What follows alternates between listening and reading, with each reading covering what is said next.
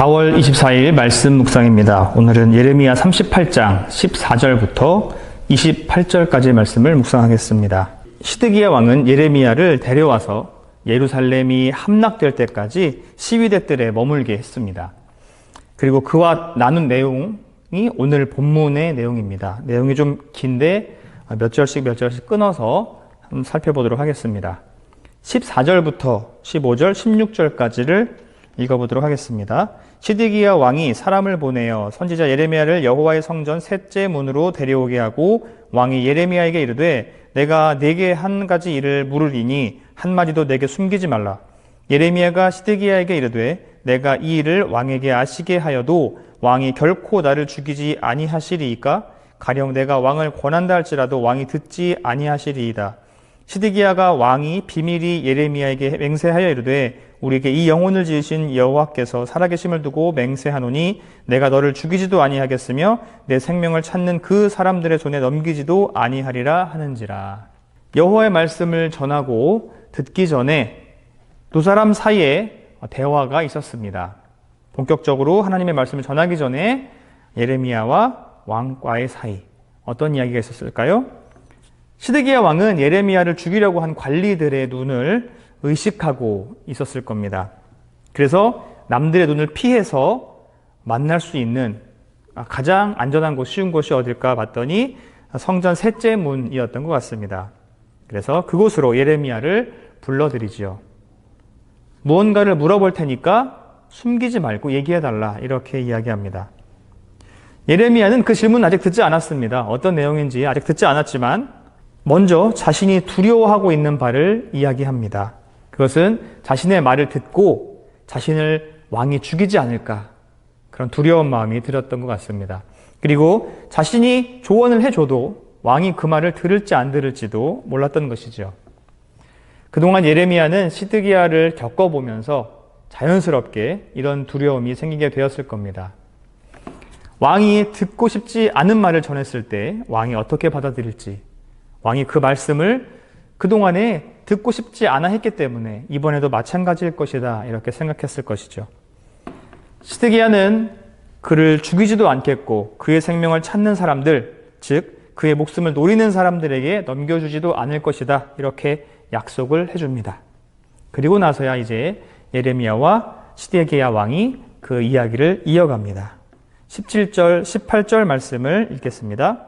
예레미야가 시드기야에게 이르되 만군의 하나님이신 이스라엘의 하나님 여호와께서 이와 같이 말씀하시되 내가 만일 바벨론의 왕의 고관들에게 항복하면 내 생명이 살겠고 이 성이 불사름을 당하지 아니하겠고 너와 내 가족이 살려니와 내가 만일 나가서 바벨론의 왕의 고관들에게 항복하지 아니하면 이 성이 갈대아인의 손에 넘어가리니 그들이 이 성을 불사를 것이며 너는 그들의 손을 벗어나지 못하리라 하셨나이다. 예레미야가 시드기야에게 전한 여호와의 말씀입니다. 이제 생명을 보장받고 그때서야 안심하고 이제 말을 꺼낼 수 있게 됐습니다. 두 가지의 다른 길을 제시합니다. 하나와 또 다른 길. 자, 바벨론에 항복하면 이 성이 불사름을 당하지 않겠다. 그리고 왕이 살고 그 가족이 살 수 있을 것이다.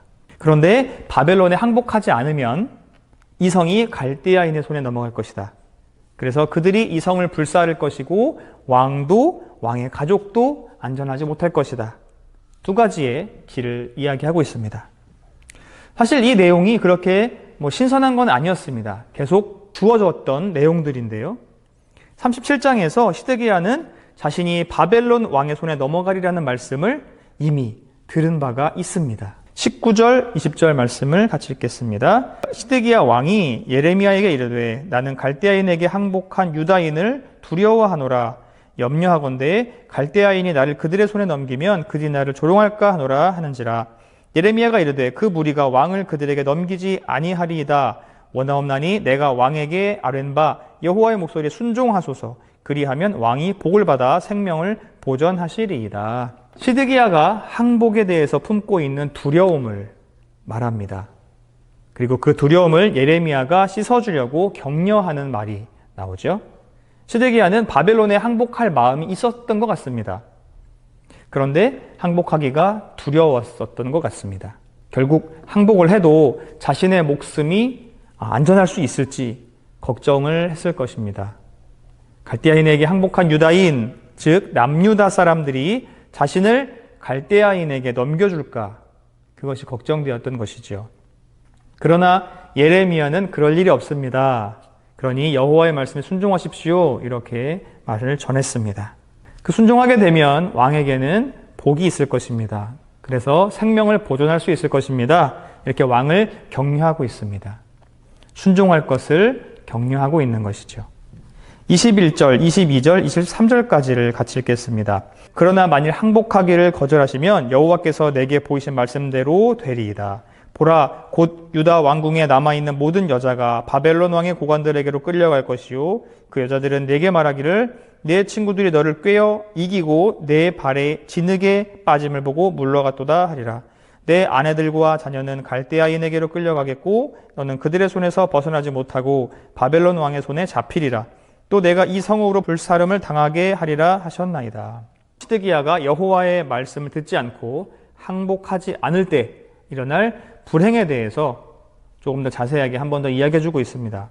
유다 왕궁에 남아있는 모든 여자가 바벨론 왕과 고관들에게 끌려가게 될 것입니다. 그리고 그 여자들은 왕에게 어떤 말을 하게 될 것인데 그 말이 무엇이냐면 너의 친구들, 즉 왕에게 영향을 끼쳤던, 왕에게 압력을 넣었던, 유다의 외교 정책을 맘대로 지휘하던 사람들, 고위 관직들, 관리들, 특히 바벨론에 저항하는 입장을 취했던 사람들, 그 사람들에 비해서 유약했던 시드기야 왕, 그래서 그 사람들이 시드기야 왕에게 바벨론에 항복하지 못하도록 했었던 그 사람들을 말하고 있습니다. 그러나 정작 지금은 이 상황에서 이 큰 공경에 빠지자 이 왕을 버리고 그 고관들은 도망가 버렸습니다.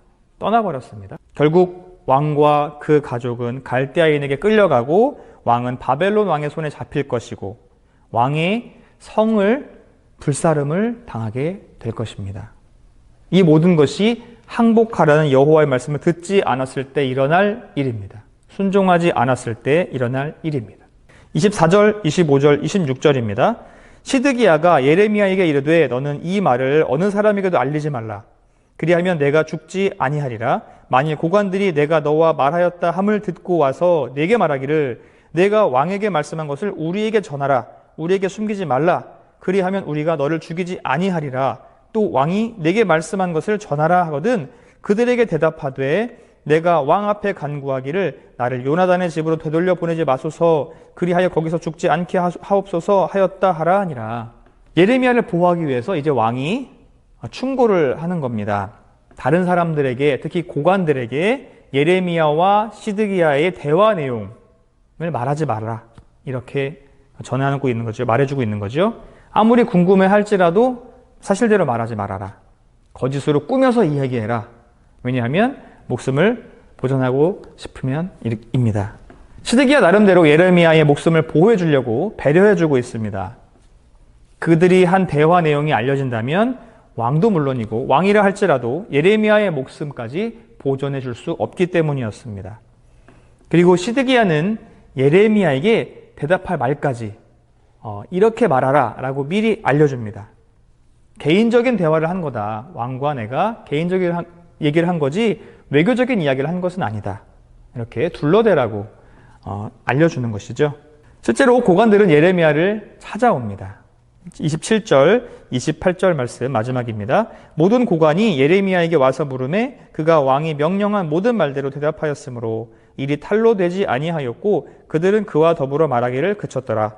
예레미야가 예루살렘에 함락되는 날까지 감옥들에 머물렀더라. 충고에 따른 덕택에 고관들이 예레미야를 찾아와서 무슨 대화를 했냐고 물었지만 예레미야는 위기에서 벗어납니다. 예레미야는 다시 시위대 뜰에 머물게 되고 예루살렘은 멸망을 맞이하게 됩니다.